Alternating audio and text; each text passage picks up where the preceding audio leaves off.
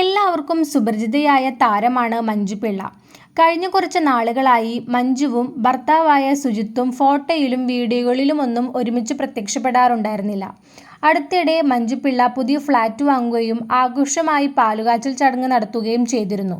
ആ ചടങ്ങിന്റെ വീഡിയോ പുറത്തു വന്നപ്പോൾ സുജിത്തിന്റെ സാന്നിധ്യം കാണാത്തതിനാലും വീടിനുള്ളിൽ എവിടെയും സുജിത്തിന്റെ ഒരു ഫോട്ടോ പോലും ഇല്ലാത്തതുകൊണ്ട് തന്നെ ആരാധകർ മഞ്ജു പിള്ളയോട് കമന്റിലൂടെ സുജിത്തിനെ പറ്റി ചോദിച്ചിരുന്നു.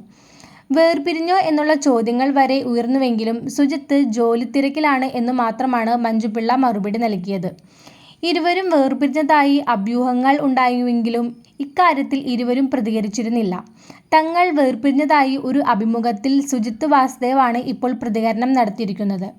2020 മുതൽ മഞ്ജുവുമായി അകന്നു കഴിയുകയാണെന്നും അടുത്തിടെ ഡിവോഴ്സ് നടപടികൾ പൂർത്തിയാക്കിയെന്നും മഞ്ജു ഇപ്പോഴും വളരെ അടുത്ത സുഹൃത്താണെന്നും ജോലി സംബന്ധമായ കാര്യങ്ങൾ ചർച്ച ചെയ്യാറുണ്ടെന്നും സുജിത്ത് വ്യക്തമാക്കി.